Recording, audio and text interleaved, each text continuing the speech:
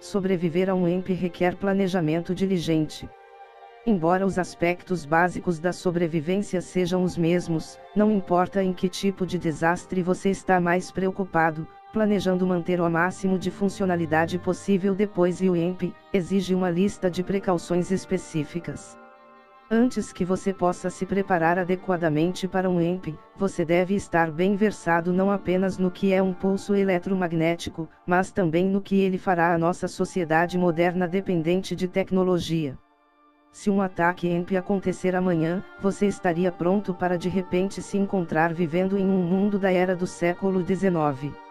Se não, por favor, continue a ler, porque isso é exatamente o que acontecerá se um desastre a longo prazo, realmente, a muito longo prazo, for infligido a nós.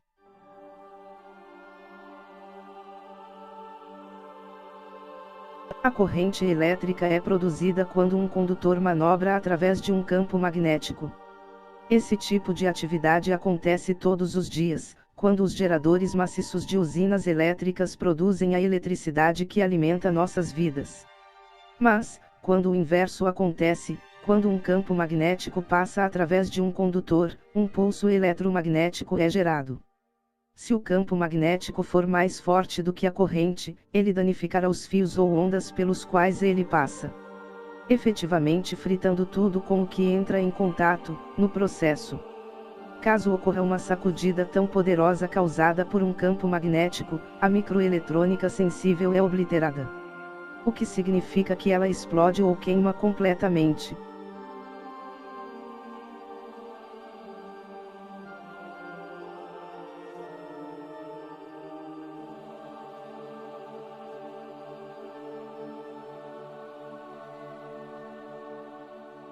Em um cenário de pior caso de EMP, o pulso teria origem em uma bomba de hidrogênio, detonando um míssil de ogiva.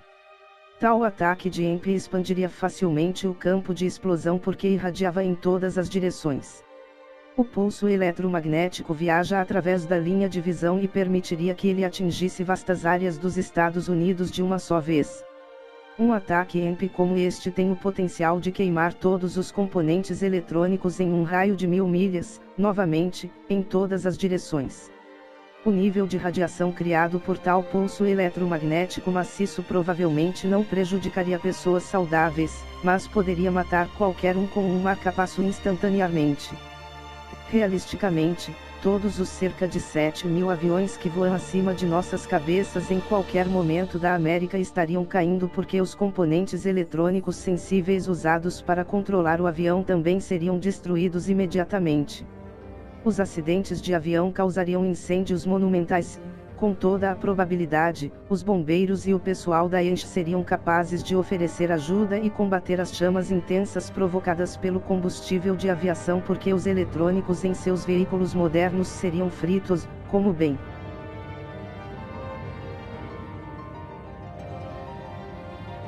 Um ataque EMP também poderia resultar do uso de geradores explosivos de compressão de fluxo bombeado. Esses dispositivos geram grandes pulsos de energia eletromagnética por meio de uma bobina que é circundada por um núcleo de metal. A bobina é comprimida no núcleo através de explosivos. A mudança causada causa a compressão do campo eletromagnético no interior.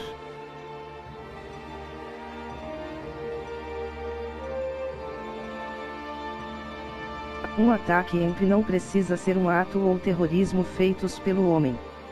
Se uma explosão solar de classe X fosse lançada na direção da Terra, o mesmo nível de devastação ocorreria em eletrônicos sensíveis no solo.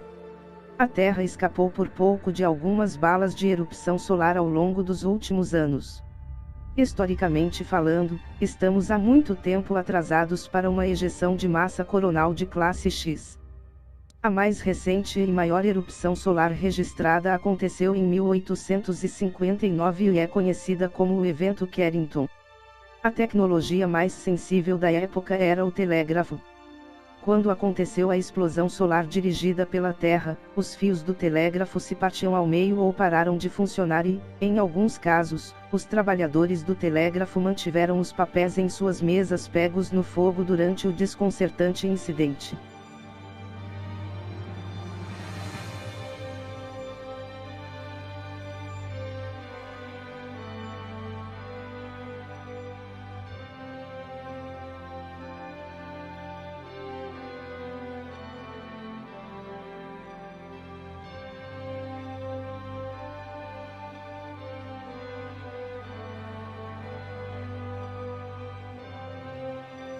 A blindagem elétrica é apenas uma maneira sofisticada de dizer que é uma excelente ideia armazenar eletrônicos sensíveis dentro de uma gaiola de Faraday.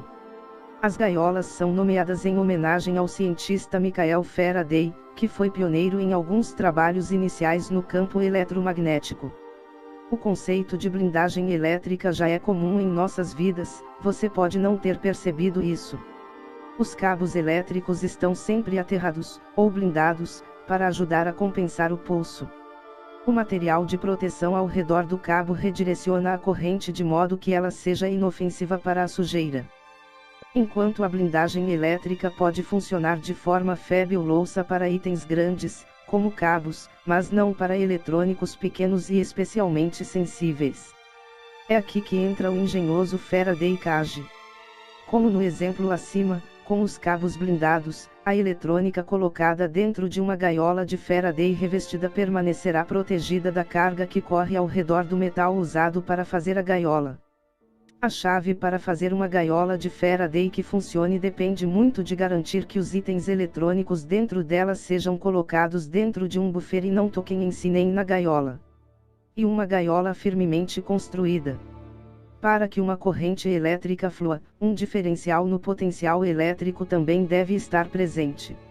Se a corrente experimenta um curto-circuito antes de começar a fluir, os dispositivos dentro da gaiola que a corrente está tentando fluir estão protegidos. Os gaiolas de Faraday foram testados por uma miríade de cientistas e preppers e trabalham lindamente quando construídos adequadamente, mas até que ponto eles podem manter sua proteção durante uma explosão de nível SHTF como se todos estivéssemos nos preparando, continua a ser visto. Em testes de simulação em laboratório, as Faraday Cages parecem resistir, mas não há garantia de que, mesmo que você faça algo certo e esteja no centro de uma explosão, seus componentes eletrônicos serão salvos. Envolver folhas de alumínio em torno de eletrônicos sensíveis armazenados em suas caixas de papelão, ou dentro de um saco plástico em sua bolsa de remendos, pode protegê-las ainda mais.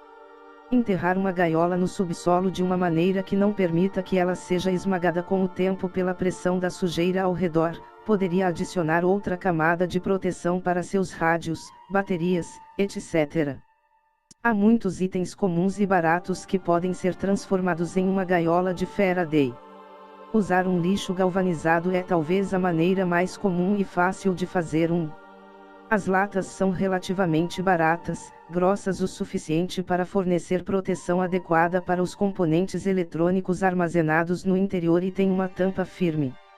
Latas de munição de metal também são comumente usadas para gaiolas de Faraday para pequenos eletrônicos e para proteger as baterias. Alguns pré-cozinheiros usam fornos de micro-ondas como gaiolas para pequenos objetos como baterias, rádios portáteis, carregadores e tablets eletrônicos, onde e-books de sobrevivência e itens similares são armazenados, como um backup portátil para cópias impressas.